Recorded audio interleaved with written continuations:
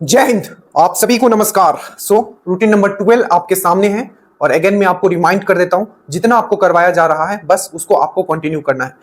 एक जो रिदम है, मोमेंटम है, बस उसको आपको लूज नहीं करना है। आप कहीं भी पढ़ते हो, बस जो टॉपिक आपको निकाल के दिया जा रहा है जिस तरीके से आपको कंप्लीट करना है। और अगर आप ड्रीम डोज के साथ जुड़े हुए हो, आपको प्रॉपर आपको वीडियो पीडीएफ हर एक चीज जितना जरूरत है वो आपको दिया जा रहा है। ठीक है, मान लीजिए संस्थापक पढ़ना है तो पूरा आज तक जितने क्वेश्चन आए उस हिसाब से पूरा पीडीएफ प्रिपेयर कर दिया गया है। केमिस्ट्री में देखिएगा आज हमें क्या पढ़ना है, स्टेट ऑफ मैटर पढ़ना है, हिंदी इंग्लिश दोनों में। और लास्ट में याद रखिएगा जो भी साइंस के उसको लास्ट में आपके क्वेश्चंस भी लगाए गए हैं। ठीक है, तो हर एक चीज फॉलो करना है और जो टेस्ट आपका लिया जाता है उसको भी आपको मिस नहीं करना है। ठीक है, स्टार्ट करते हैं। नीचे लिंक है, अगर आप योर सिलेक्शन ग्रुप से जुड़ना चाहते हो तो उसका भी लिंक आपको नीचे मिल जाएगा। बाकी आप कहीं भी पढ़ते हो, ये आपका टोटल 12 रूटीन है, बस आप कंप्लीट कर लीजिएगा जो जो टॉपिक्स मैं बता रहा हूं आपको। ठीक है, और आपका कंफर्म है कि मैक्स टू मैक्स क्वेश्चंस आपके यहीं से रहेंगे। सबसे पहले आज हम लोग बात करते हैं कि अगला 2 दिन का आपका रूटीन क्या होगा। रूटीन नंबर 12 आज हम लोग पढ़ेंगे आपका जो साइंस का, जो बायोलॉजी में हमने बहुत इंपॉर्टेंट टॉपिक सब कवर कर लिया है। ठीक है, एक चीज और देखिए, पढ़ने के लिए बहुत सारा चीज है, बायोलॉजी में भी बहुत है, पर जितना हमने आपको पढ़ा दिया है उसको पहले आप मल्टीपल टाइम रिवीजन कीजिए।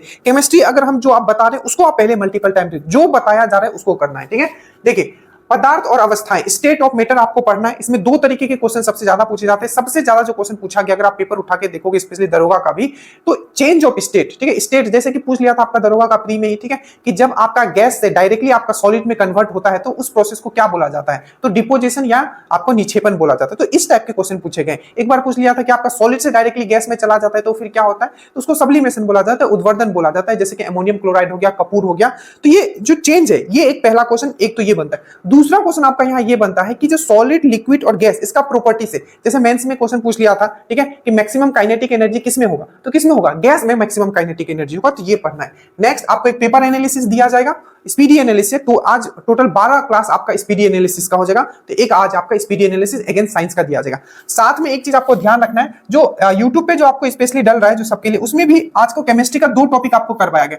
एक पूरा हाइड्रोकार्बन आपको समझाया गया था और दूसरा पूरा फंक्शनल ग्रुप। बहुत इंपॉर्टेंट है, चाहे बिहार दरोगा, बीएसएससी, बिहार पुलिस यहां से रहेंगे तो इसको साथ साथ उसको भी आज आपको रिवीजन करना है। पीडीएफ भी डाल देंगे और आपका लिंक भी डाल देंगे। तो टोटल केमिस्ट्री ही आज आपको करना है। एक स्टेट ऑफ मैटर और एक है आपका हाइड्रोकार्बन एंड फंक्शनल ग्रुप और एक है स्पीडी एनालिसिस। साइंस सबसे ज्यादा हमें इसलिए करना है क्योंकि साइंस ही है जिससे सबसे ज्यादा क्वेश्चन आएगा। अगर आप दरोगा 18 से 22 क्वेश्चन, आपका बिहार पुलिस देख ही चुको, मैक्सिमम आपका 25 क्वेश्चन तक आ सकता है, बीपीएससी 30 क्वेश्चन तक आ सकता है और आपका 25 से 26 क्वेश्चन आपका जो रहेगा बीएसएससी में भी। उसके बाद हम लोग हिस्ट्री में आते हैं। बहुत ही अच्छे तरीके से मॉडर्न हिस्ट्री हम आपको अब खत्म करने वाले हैं और जिस तरीके से आपको पढ़ाया गया है ना, आपको लोड फील नहीं होगा, आपको पता है कि एग्जैक्टली क्या पढ़ना है।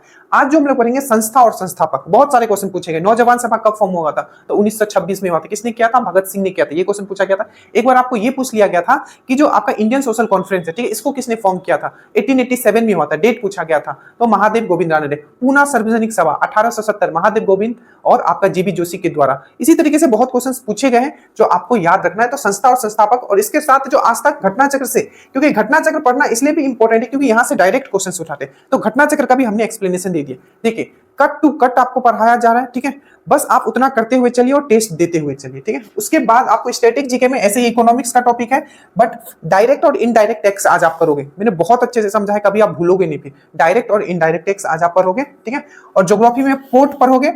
पोर्ट मैंने आपको ऑलरेडी करवा दिया है। ठीक है, और जो भारत की मिट्टियां थी उसको आप रिवीजन कर लेना, इससे पहले वाला टॉपिक था। पर पोर्ट आप जरूर देख लेना। हमेशा पूछा गया कि पश्चिमी तट पे कौन सा पोर्ट है, मतलब बंदरगाह है।